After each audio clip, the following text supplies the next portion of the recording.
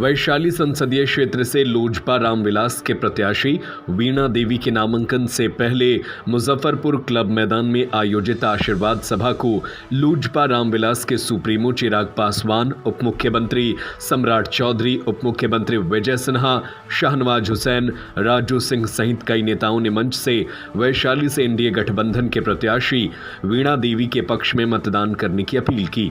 इस दौरान 51 किलो की माला पहनाकर सभी नेताओं का स्वागत किया गया। इस दौरान अपने संबोधन में चिराग पासवान ने बड़ा बयान देते हुए कहा कि यदि केंद्र में कांग्रेस की सरकार आई तो आपकी संपत्ति के 55% हिस्से पर सरकार का कब्जा हो जाएगा। कांग्रेस ऐसा कानून ला रही है जिसके अंतर्गत आपकी मृत्यु के बाद आपकी कमाई की संपत्ति पर आपके बच्चों की जगह सरकार 55% पर कब्जा कर लेगी। वहीं सम्राट चौधरी लालू प्रसाद पर तंज कसते हुए लालू प्रसाद ने अपने टूरिस्ट बेटी को सारण लोकसभा चुनाव में उतारा है।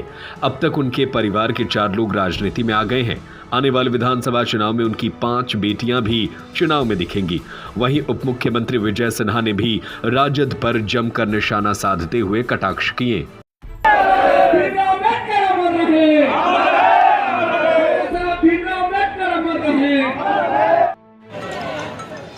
हम लोग के बीच बिहार सरकार के माननीय मंत्री आदरणीय श्रवण कुमार जी आए हैं। जोरदार ताली बजा के हम लोग इनका भी अभिनंदन और स्वागत करते हैं। हमें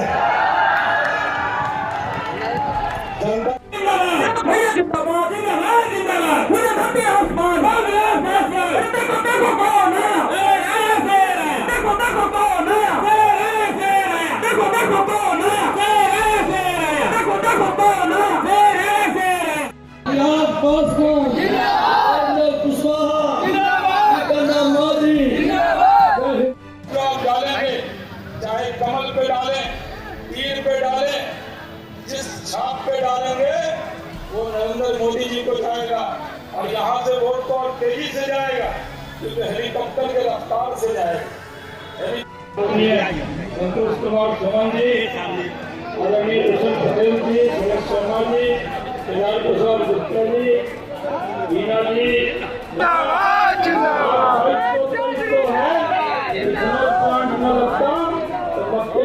डबल ना होता, किसानों को फायदा हुआ।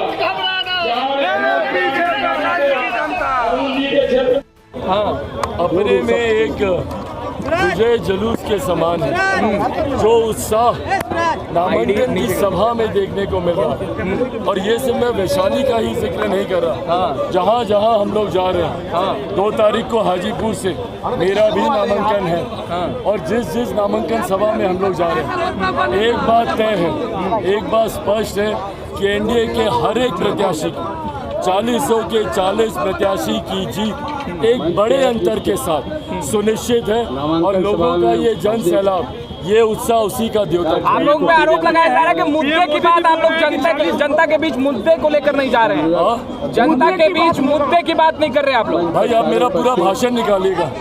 मैंने सिर्फ गरीब कल्याण योजनाओं का जिक्र किया, आयुष्मान का किया, उज्ज्वला का किया, शौचालयों को लेकर किया, देश की अर्थव्यवस्था को लेकर किया, तमाम ऐसे विषय जो एक जन साधारण व्यक्ति से जुड़े हुए हैं। ऐसे में जो मुद्दे नहीं उठाते हैं वो विपक्ष है। क्या बात करते हैं? आरक्षण समाप्त हो जाएगा। क्या बात करेंगे? संविधान खतरे में है, लोकतंत्र खतरे में है। आपातकाल लगाने वाले लोग लोकतंत्र की दुहाई देते हैं। 2015 में भी आरक्षण समाप्त हो जाएगा बोल बोलकर इन्होंने पूरा चुनाव हाईजैक करने का काम किया। 10 साल हो गए, क्या हुआ? पिछले 25 साल से मेरे प्रधानमंत्री राज्य के और देश के सर्वोच्च पद पर हैं। आज तक न आरक्षण पर कोई आँच आई, न संविधान पर कोई आँच आई। तो मुद्दे से भटकाने का काम विपक्ष के लोग, राजद के लोग, कांग्रेस के लोग कर रहे हैं। ये बात पुनः आप लोगों के माध्यम से प्रधानमंत्री जी के शब्दों को दोहराते हुए, केंद्रीय गृह मंत्री जी के शब्दों को दोहराते हुए चिराग पासवान भी ये वादा करता है कि आप मुद्दों की बात कीजिए। जहाँ तक रही आरक्षण, संविधान और लोकतंत्र पे खतरे की, जब तक चिराग पासवान जिंदा है तब तक उस पर कतई कोई आँच नहीं आएगी। अब अगर विपक्ष में हिम्मत है तो मुद्दों की बात करें, मुद्दे जो जनता से जुड़े हुए हैं उसको उठाएं, गरीब कल्याण की योजनाओं पे काउंटर करें ना। बोले कि भैया पैसों में कहीं भ्रष्टाचार हुआ है, डायरेक्ट बैंक ट्रांसफ़र में कहीं हेरा फेरी हुई है, बताएं कि उज्ज्वला योजना नहीं मिली लोगों को, बताएं कि यहाँ पे शौचालय हम लोगों के नहीं बने। मुद्दे अगर उठाने हैं तो विपक्ष सही मुद्दे उठाए, उस पर राजनीति करे, लोगों को डरा कर। ये वही लाठी में तेल पिलाने वाली राजनीति कर रहे हैं, ये वही 90 के दशक वाली राजनीति कर रहे हैं जहाँ पे लोगों को डरा धमका कर लोगों का मत ये लोग हासिल करना चाह रहे हैं। और इस बार जनता इनके तेजस्वी करे चुपचाप लालटेन छाप, तेजस्वी करे चुपचाप लालटेन छाप। तेजस्वी जी कह रहे हैं कि इस बार वो सरप्राइज करेंगे। हाँ। बिल्कुल सही बोल रहे हैं, इस बार वो चौंकेंगे। पिछली बार से ज़्यादा वो 2019 में चौंके थे, 2014 से ज़्यादा 2019 में चौंके थे, 2024 में उससे ज़्यादा चौंकेंगे। लालू प्रसाद जी को 15 साल राज करने का मौका मिला। कांग्रेस पार्टी ने 55 साल तक इस देश में राज किया, लेकिन कभी गरीबों के ऊपर ध्यान नहीं दिया। लेकिन मोदी जी की सरकार 2014 में जब आप लोगों ने बनाया साथियों, तब से गरीब कल्याण का काम हो रहा। गरीबों को पानी से जोड़ने का काम किया गया और गांव-गांव बिजली पहुंचाने का काम किया। नीतीश कुमार जी और मोदी सरकार ने घर घर बिजली पहुंचाने का काम किया। और इस बार मोदी जी ने आश्वासन दिया है कि घर घर बिजली तो पहुंच गया। इस बार यदि मोदी सरकार आपकी कृपा से बनती है तो आपके बिजली बिल को 0 पर लाने का काम किया जाएगा। 0 पर बिजली बिल को पैदा ही नहीं होने देना है, क्योंकि मोदी जी ने तय किया है घर घर सोलर लाइट, सोलर की बिजली देना, घर घर तक बिजली का उत्पादन करना और लोगों की चिंता कि उसके जेब से पैसा नहीं निकले इसकी चिंता करना। उसी तरह जिस तरह आप टेंट में बैठे और 500 वर्षों से प्रभु श्री राम टेंट में बैठे हुए थे, जब इस देश में गरीबों को पक्का मकान मोदी जी ने देने का काम शुरुआत किया, 4 करोड़ 20 लाख लोगों को पक्का मकान दिया साथियों, तो देश के यशस्वी प्रधानमंत्री की तरफ अयोध्या में प्रभु श्री राम इंतजार कर रहे थे। प्रभु श्री राम इंतजार कर रहे थे साथियों, और वो इंतजार कर रहे थे इस देश में गरीबों को पक्का मकान मिल रहा है, मेरा नंबर कब आएगा। लेकिन जब 2019 में आपने मतदान करके यहाँ से बीना देवी जी को चुनाव जिताया, तो मोदी जी ने 2020 में वहां पर भव्य राम मंदिर की स्थापना किया। तो आज देश में आप सोचिए कि 500 वर्षों से जो विवाद का जड़ था उसको समाप्त करने का काम देश के यशस्वी प्रधानमंत्री जी ने किया। और साथियों, 500 वर्षों से जहां प्रभु श्री राम को अयोध्या में स्थापित किया गया, अब हम लोगों को भी प्रण लेने का समय आ गया। उत्तर प्रदेश में भगवान श्री राम स्थापित हो गए, जहां उनका जन्म स्थान था। अब माता सीता को भी बिहार के सीतामढ़ी में स्थापित करने का काम करना है, क्योंकि यहाँ भी उनका जन्म स्थान है। और साथियों, आप सोचिए किस तरह लगातार विवादों को खत्म करने का काम मोदी की सरकार कर रही है, लेकिन कुछ लोग बैठे हैं जो सनातन को ही अपमान करने का काम कर रहे हैं। उनके पिताजी लालू प्रसाद जी सावन के महीने में मटन जो है राहुल गांधी को खिला रहे हैं, और बेटा आजकल क्या है, हेलीकॉप्टर पर मछली खा रहा है। अब सोचिए, ये सावन के महीने में और नवरात्रा में कोई मछली खाता है? तो मछली जो खा रहा है, जो चिढ़ा रहा है, उसको क्या करना है? जैसे ही 20 तारीख को वोट करना होगा, अब कोई लालटेन का युग है क्या साथियों? अब तो एलईडी बल्ब आ गया ना, तो लालटेन को समाप्त करने का उचित समय आया है। विजय सिन्हा जी ने ठीक कहा, एक एक वोट हेलीकॉप्टर चाप पर देकर लालटेन को पूर्ण रूप से समाप्त करने का मौका है आपको। इसलिए साथियों, लोगों को चिंता करनी है। लोगों के बारे में आजकल लालू जी बड़ा बात कर रहे हैं, संविधान खतरे में है, आरक्षण खत्म हो जाएगा। लेकिन याद कीजिए साथियों, 15 साल तक लालू जी बिहार के मुख्यमंत्री रहे, किसी को आरक्षण मिला क्या? न पिछड़े को, न दलित को, न अति पिछड़े को, किसी को आरक्षण मिला? लेकिन लालू जी ने किसको आरक्षण दिया? विद्यालय लाते थे। आज हमारे एनडीए की सरकार हर जिले के अंदर engineering college, polytechnic, ANM college, GNM college, पारा मेडिकल कॉलेज, आईटीआई से लेके प्रत्येक पंचायत में उच्च विद्यालय तक का व्यवस्था एनडीए सरकार ने की है।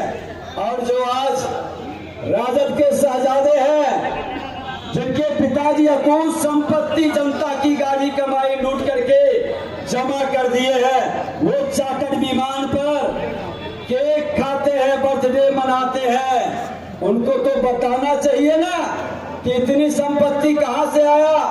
भ्रष्टाचार पर जवाब नहीं देते हैं, भरमाते हैं, लोगों को वर्गलाते हैं। डेली अपना ज्ञान कितना है पूरा बिहार जानता है, लेकिन आज करोड़ों रुपया खर्च कर करके बुद्धिजीवियों की एक ऐसी जमात खड़ा किए हैं जो स्क्रिप्ट लिख कर देता है, उसको पढ़ते और बोलते हैं और प्रश्न करते हैं। हमने प्रश्न किया था कि बिहार के अंदर जो बिहार के श्री बाबू प्रथम मुख्यमंत्री ने पूरे बिहार झारखंड में इंडस्ट्रियल वातावरण बनाया था, क्यों बंद हो गया? जंगल राज के समय वहाँ के हमारे उद्योगपति व्यापारी पलायन के लिए क्यों विवश किया? ये जवाब देना चाहिए राजद के लोगों को। क्यों मुँह सी जाता है? आज हमारा युवा बिहार में मान सम्मान स्वाभिमान से जीने के लिए खड़ा होता था तो अपराधियों के गोली का शिकार होता था और दूसरे राज्य में जाता था नौकरी के लिए, रोजगार के लिए, तो वहां पर गाली का शिकार होता था।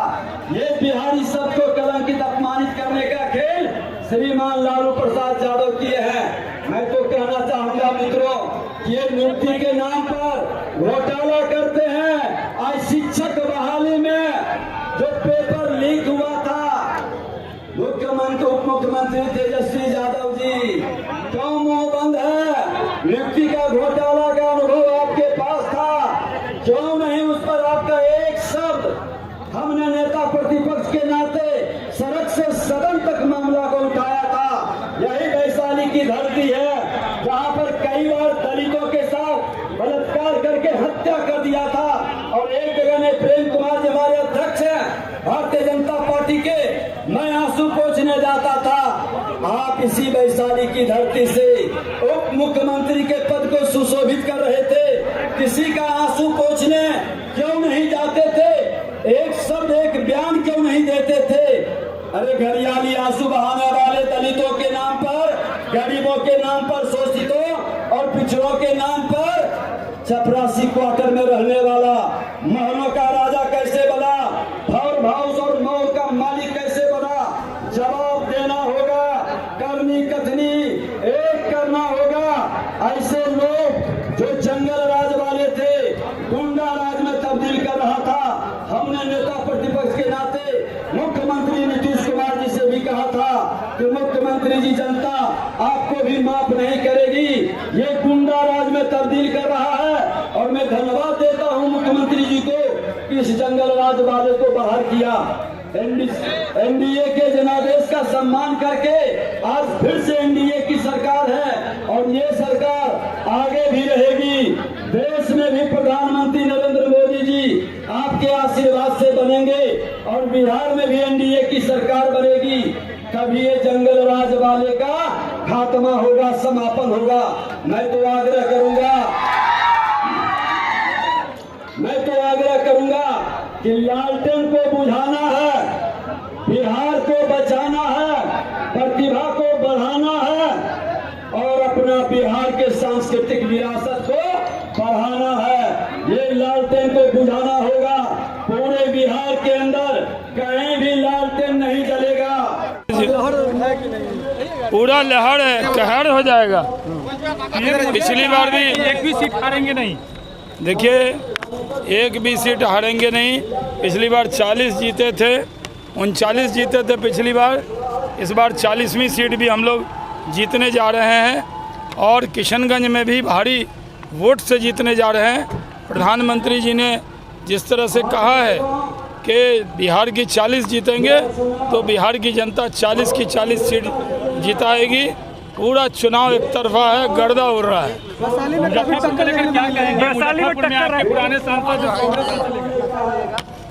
मुजफ्फरपुर भी जीतेंगे, वैशाली भी जीतेंगे, सारी सीट जीतेंगे। मोदी जी और नीतीश जी की जोड़ी बिहार में 40 की 40 सीट जीतेगी। अब की बार 400 संतोष कुमार सुमन जी, आदरणीय भूषण पटेल जी, सुरेश शर्मा जी, केदार प्रसाद गुप्ता जी, वीणा जी,